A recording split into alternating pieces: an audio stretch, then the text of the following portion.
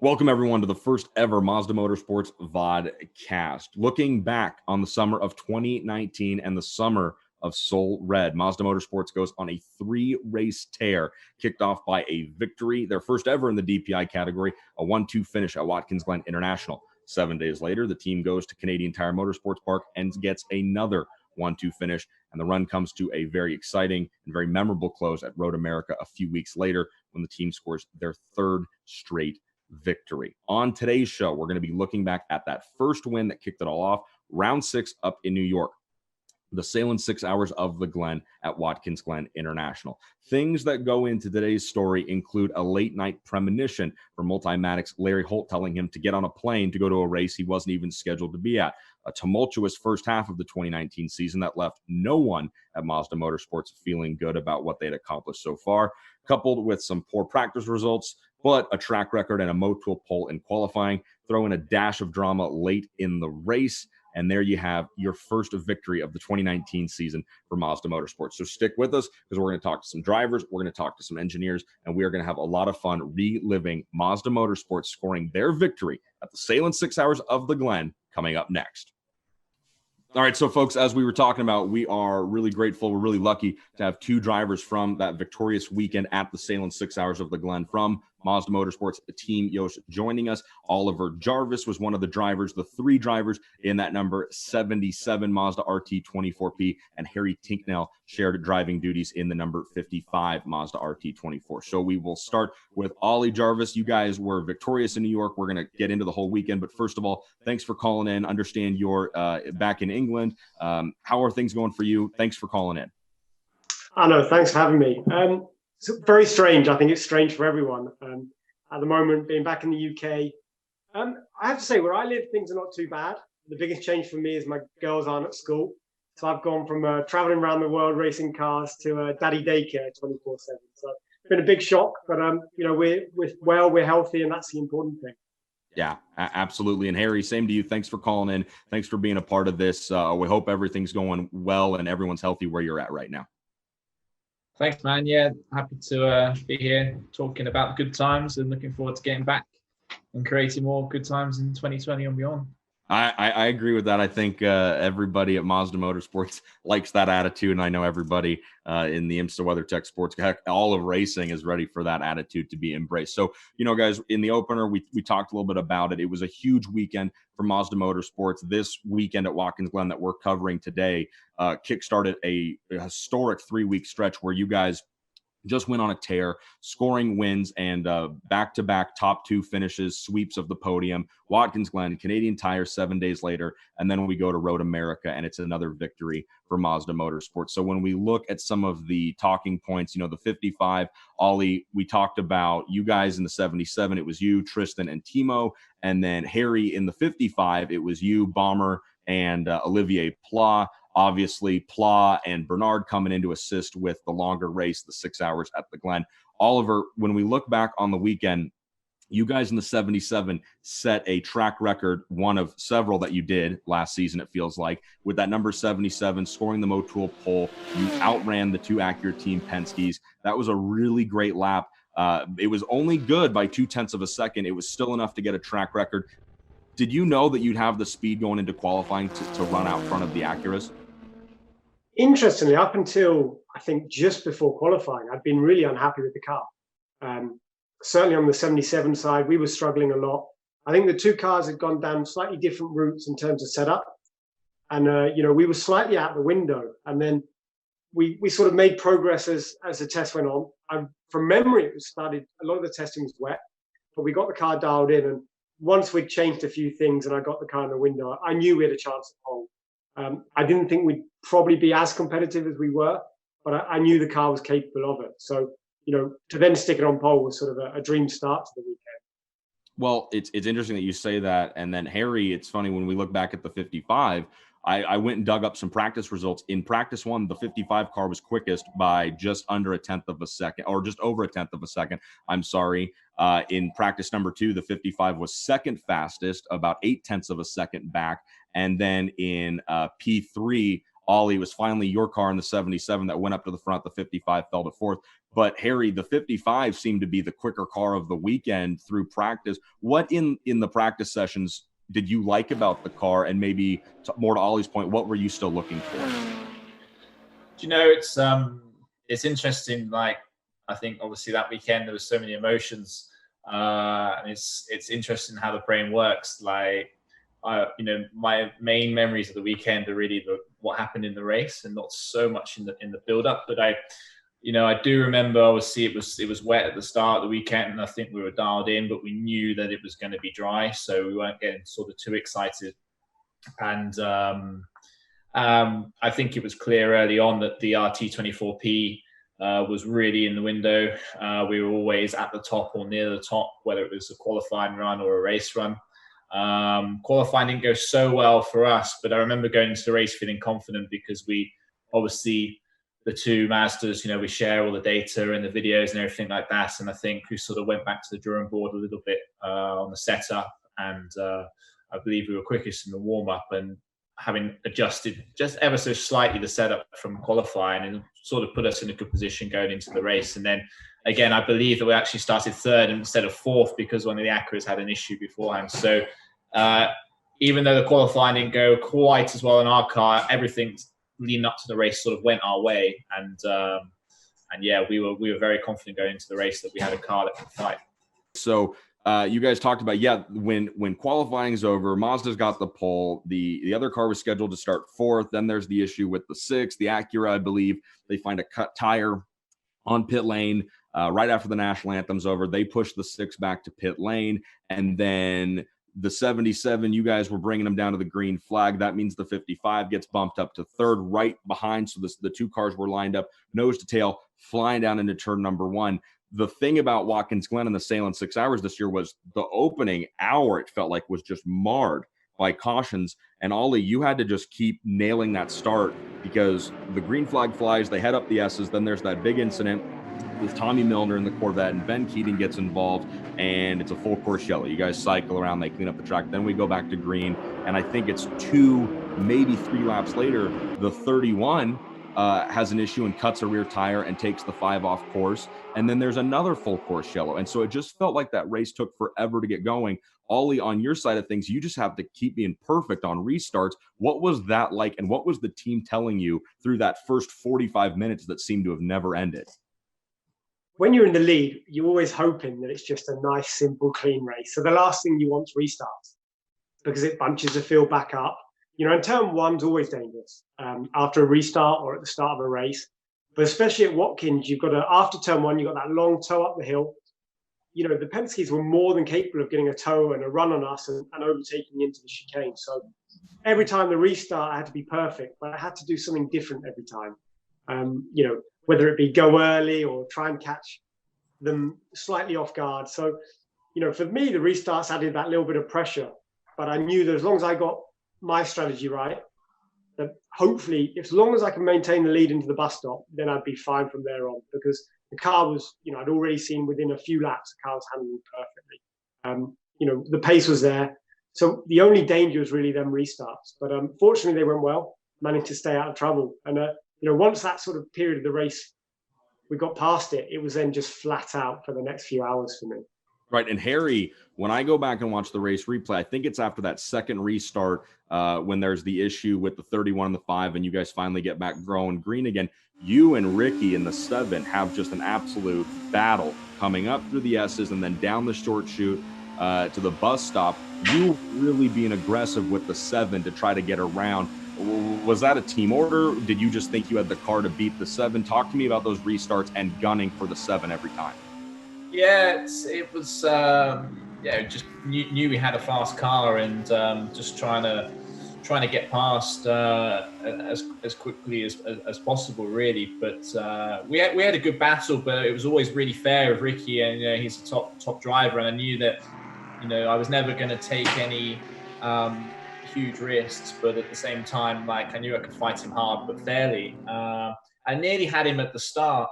We kind of had a plan to try and jump him at the start with Ollie, but you know, the last thing I was going to do was lock a brake and take out my teammate into turn one when we had two cars that could win a race. So it wasn't really worth it. But I had a great run coming out of the toe, is it? Yeah, the toe of the boot. Yeah. And managed to just get the car alongside on the inside line, and then from there he couldn't. He had to give me a car width's worth of room. So managed to get past him there. The move slightly later into the race was slightly more dramatic, but that one was fairly clean with no contact. So once I was into second behind Ollie, and it was just a case of just trying to put pace on the field, really. And I think the pair of us, we sort of scythed through the field pretty like a knife through warm butter, really. And I think we lapped quite a few cars by the time the next caution came.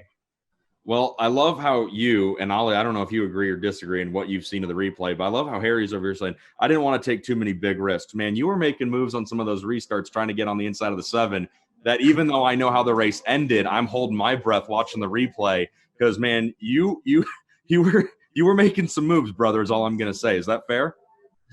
Like I said, I knew I had a willing partner to dance with without going too crazy. But, well, okay, so it doesn't always work out that way in Daytona 2020. Mazda Motorsports, Team Yost ends up leading.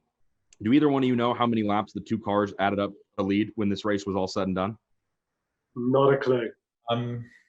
Well, I remember John sending me and JB a text with a picture of the trophy for the car that led the most laps during the season, and we both looked at each other and were like, "Really?" So it must have been quite a lot. 300 out of 211 laps that were completed around the Watkins Glen International in the 6 hours of racing. 211 laps took place. Mazda Motorsports cars added up to lead 100, and I've got it right here in front of me, 183 of those 211 laps. Nice. Oliver, I'll start with you. You guys are dominating this race. You've led the entire time, and then here's this yellow, and it allows the Acura to catch right back up to you. What was being said over the team radio at that point? So, we actually saw the P2 car stopped, and I called in at the time and said, should we take advantage of this? And I think we were in the difficult position whereby if we boxed, we potentially threw away a very good track position. Mm-hmm. And I think, the Penske had that. They weren't in the race. They could afford to gamble. So they stopped, they took fuel. Then that caution came out. And as soon as it came out, I knew, they'd made a really smart move and they'd taken that gamble and it paid off. So after leading the whole race and being so dominant, I think, like you say, leading by 30, 40 seconds, to then be an hour left in the race and to be running, I think we were P3 at the time, and to see the Penske leading was a bit of a shock. But I knew we'd got the pace. So even though we didn't have track position, with an hour left, I knew we'd got the pace. And I knew even if we couldn't get it done on track, if we were clever, we could have out-strategy them for the remaining hour of the race. Okay, so you felt that the timing stand and the pit box would be able to strategize you guys to a good spot. Harry, we'll kind of just jump forward now in time to when things get really intense. There's another caution. The 6 comes out of the pits as the leaders. You guys cycle back. The 2 Mazdas end up in second and third, and then things get really intense. You're given a chance to go after the 6 car.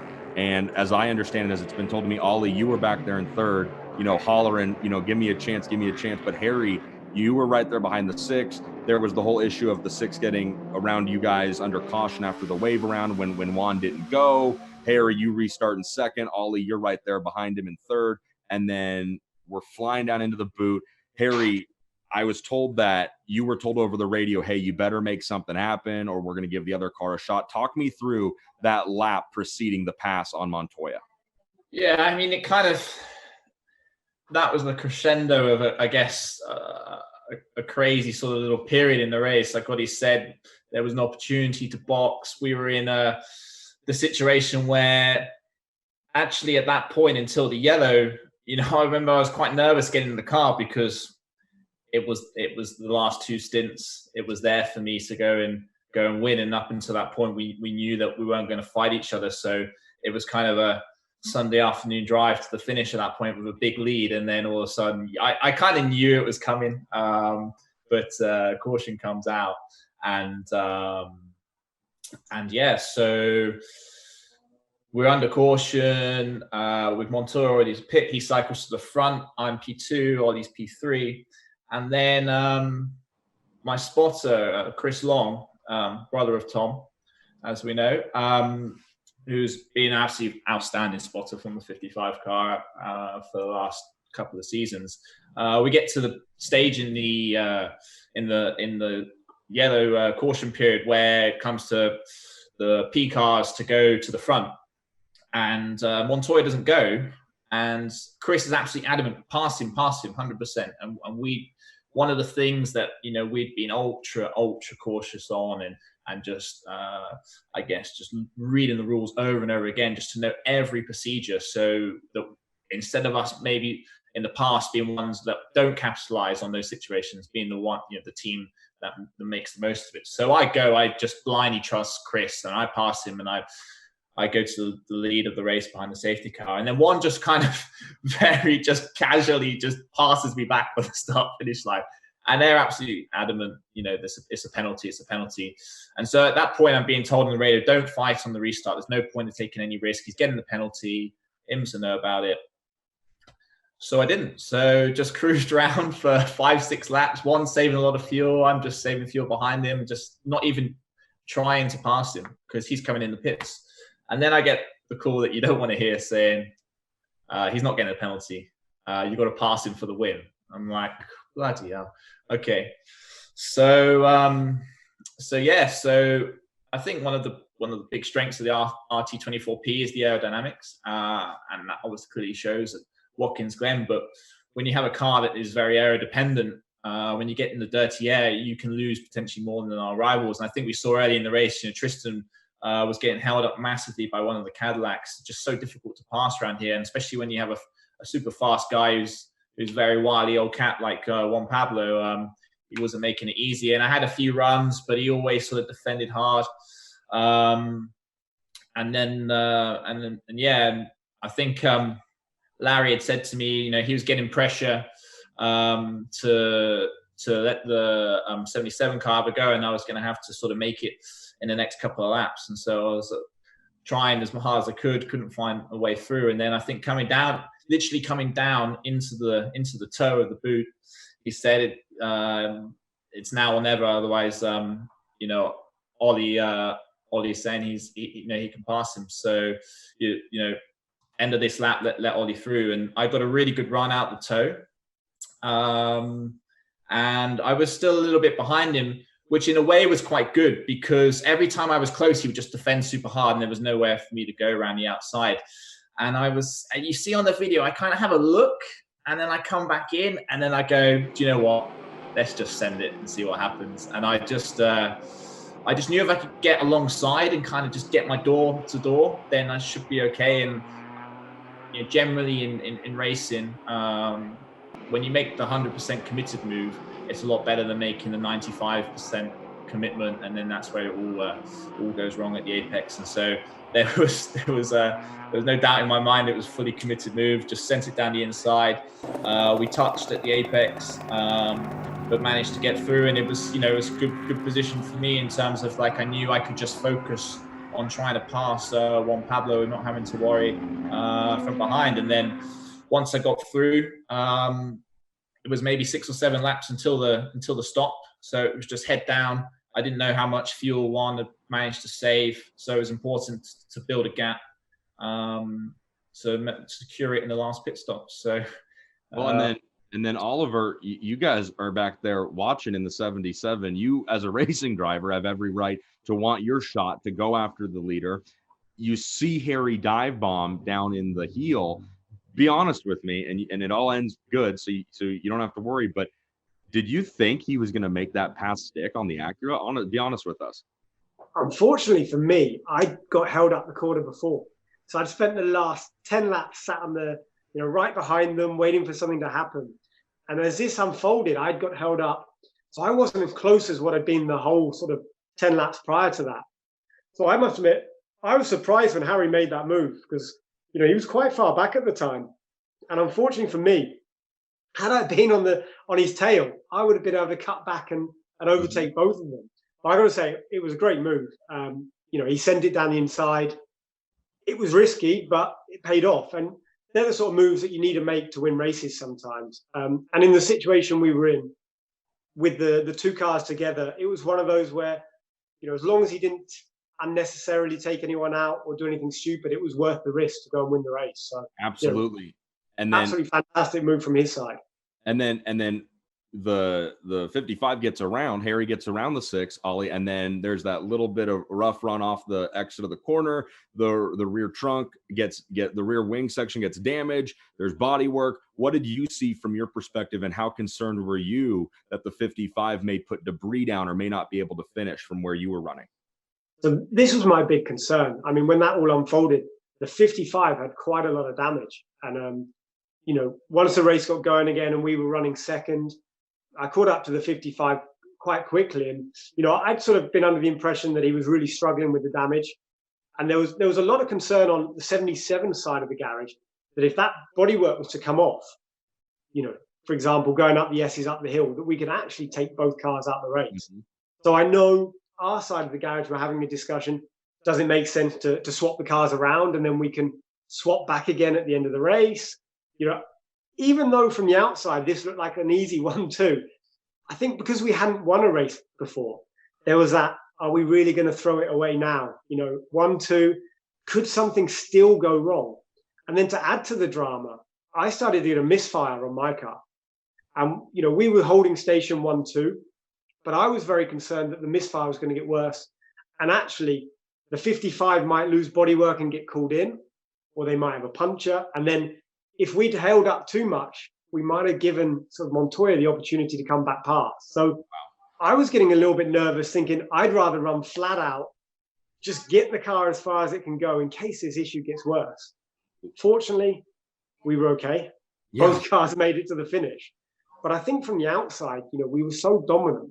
People didn't see these little things that were going on within the team just to make it a little bit more stressful. I mean, it wouldn't have been a Mazda first win if there wasn't a few incidents along the way.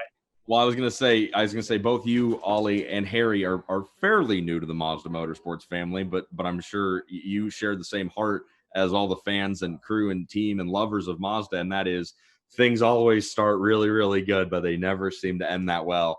And you both have been there to experience. You both have seen it from other teams and the sidelines. But it's funny to hear you say, man, whether it was the damage to the 55 or the misfire on the 77, it just feels like nothing can ever go right for Mazda.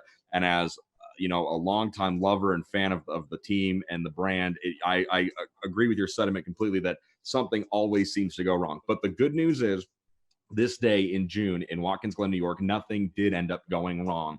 And you guys stay in the positions you were in at the time of that pass. Harry gets around the 6. He keeps the 55 up front. Ollie, you work the 77 up into second, and you guys realize the clock is running out.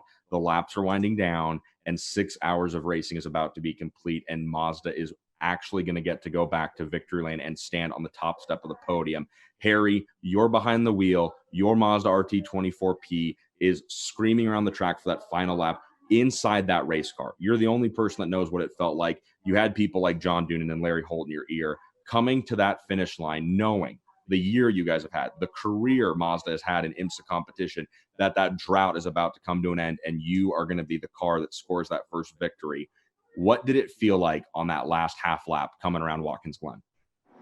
It was pretty surreal, to be honest. I think I screamed the whole way down the front straight on the radio. Unbelievable.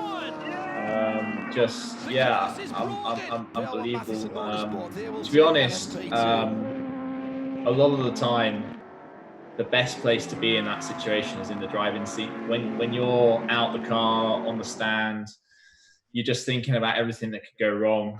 I know, Larry had come on the radio to me and said back off through the bus stop because the wing was sort of bouncing a lot and not fully fixed in compared to before the pass and one. But in the car, honestly, everything was fairly calm. And like I say, I mean, we knew we had this strategy in place, and I knew I could just kind of cruise around those last few laps, sort of 1-2 with Ollie, and not make any crazy moves in the traffic, but or anything like that. But yeah, just sort of counting them down. I think the last 10 minutes I was like, I think we're going to do this. Just crazy feeling, to be honest. Crazy feeling. I remember asking if I could do donuts, which was immediately declined. I think they just wanted that car back in victory lane as soon as possible. Well, it was a good idea probably not to burn down those Michelin tires, because you guys... But you just have all these feelings, of all the hard work, that I've seen in the program over the past season and a half. Previous 5.5 seasons of no wins before that, and the really tough times, and soul searching as you're leaving the circuit after another result that's not gone our way, and in shock a little bit. It was just such a good feeling, and I was just looking forward to seeing John's reaction as well, because absolutely, he wanted that so badly for so long. And Ollie, on your side of things, you had been there and had taken the 77 to the penalty box for pole awards several times. You'd set that track record at Daytona. You had those embraces with the Mazda Motorsports crew, and you had been successful with them. But finally now you get to be the guy that brings that car from the front to finish second and really connect the dots. And yes, it wasn't the win, but it was such an impressive day for you guys in that 77 car, and to finish second and to really put the bow tie on that weekend. What was it like for you watching the 55 out in front of you and knowing that you two together were going to dominate and get a 1-2 finish for Mazda? Well, firstly, it would have been a perfect weekend if it was a 77 that won and the 55 was second. But, as a racer, I can honestly say that we wanted to deliver that win. But the special thing about the Mazda crew is it didn't matter. We were so happy that we got a Mazda win, that you always want to beat your teammates. Harry's competitive, I'm competitive. That's why we do the job we do. But we knew how important that win was for Mazda, and we could all share in that because we'd worked so bloody hard as a driver crew, as a team.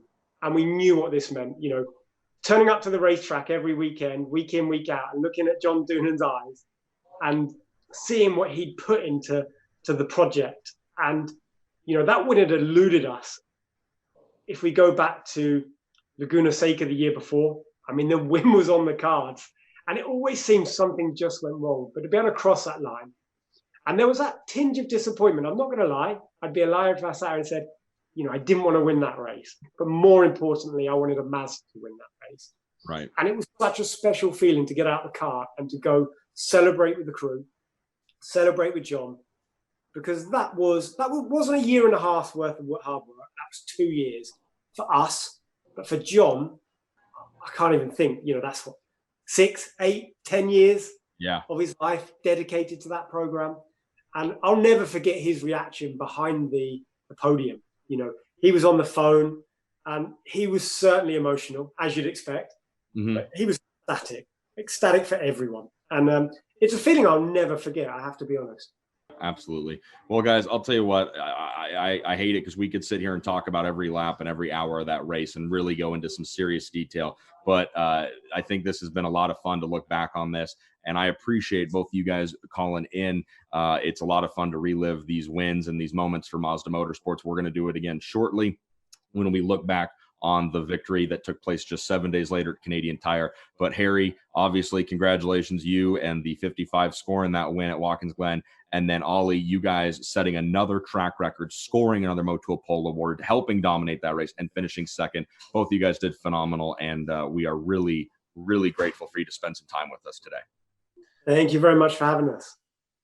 Cheers, All man. right. It was fun. All right. So again, that's Oliver Jarvis from the 77, Harry Tincknell from the winning car at Watkins Glen International, the number 55. We are going to stop for just a moment and then talk to Larry Holt from Multimatic coming up here on the Mazda Vodcast. All right. So as we talked about, we just got done talking to Harry Tincknell and Oliver Jarvis about the weekend in Watkins Glen. Now joining us from Multimatic is Larry Holt. And Larry, we're really happy you were able to call in. We're talking about Watkins Glen. I want to get right to it. You're calling us in from Wales right now, and the week of Watkins Glen sailing 6 hours, you weren't even scheduled to be with the team in New York.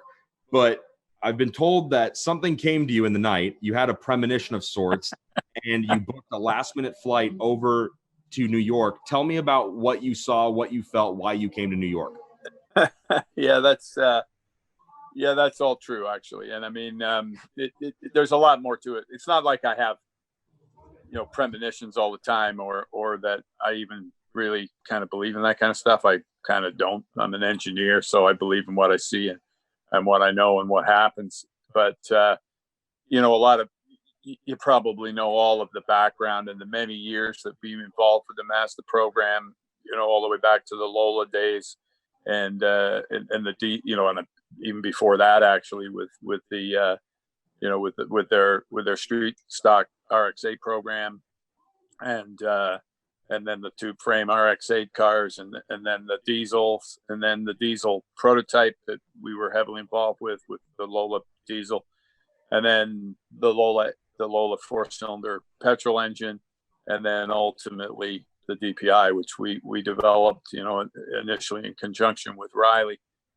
And all those years, that's many years, and we never had a win. And then we did a lot of stuff in the year before that. So in 2018, we spent a lot of money and time and effort in the wind tunnel, redoing the car and working heavily with AER, who was the engine supplier, because we'd had a lot of engine durability issues, and that all sort of was going to come good in Daytona last year, and the cars were really good, drivers are great, everything, the team was good. Yost, excellent team.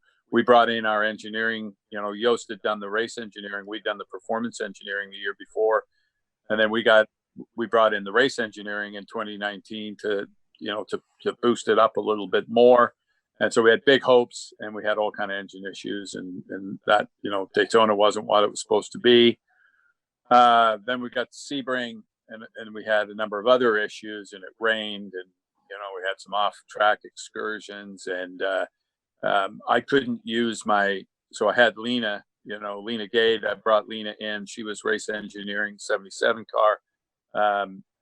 Dave Wilkes, my Ford GT guy, was race engineering at Daytona on the 55. And then when we got to Sebring, we were running the Ford GTs the same weekend because it was a super Sebring weekend. Mm-hmm. And Dave was fully, he was fully connected to the GT program. So we got a contractor to come in to do the 55 car. It didn't work out very well at all. I could be honest, I let Mazda down on that because a couple of bad calls were made that really cost us a lot in that race. So, to make up for that, I said to John Doonan, I'm going to step in. And I'm race engineered something like this for a while, but I think I owe you that. So rocked up in Long Beach, and I race engineered the 55 car, and we had a bit of an issue there, and we couldn't keep it off the walls. And so that car, we did a tub in qualifying and did an all-nighter, and the Yost guys were phenomenal, and I hung with them, and we got a car pieced back together, and then we had another wreck in the race, and that set us back. So that wasn't very, very satisfying, although we had speed, and we could see that we had speed, and I got hooked on it. I got back on the box, and I was hooked on it. Went to Mid-Ohio, finished second and third at Mid-Ohio, was really looking good. I got beat by Lena. I finished third. She finished second. She just did a really great job on her pit stop strategy and just nailed me in the pit stops. And then, so, we still hadn't got it done, but it felt really good. It felt like, wow, we're going to get this done. I've got a guy works side by side with me, Vince, who was a junior engineer on that car, and he was really ready to go to take over. And so Watkins Glen was coming, and I don't know if it was a premonition or it was like, it's time, like all these years, and now the pace is there, and it looks like the engine's got the reliability, and teams. I mean, Yost's pit stops are phenomenal. We had the race engineering, certainly with Lena, performance engineering behind the scenes. The guys were on the simulator between every race. It was just all there. It was owed to us, So I thought, hell, if I'm going to give Vince that one, he's the kid. He's going to take over and win that race. I'm coming. That was more the premonition. So I was in Europe. I think I'd been in Germany and the UK and Italy all in 1 week. And I went, nah, I'm going. And so, I went, I climbed up on the box and man, the rest is history. We got our first win.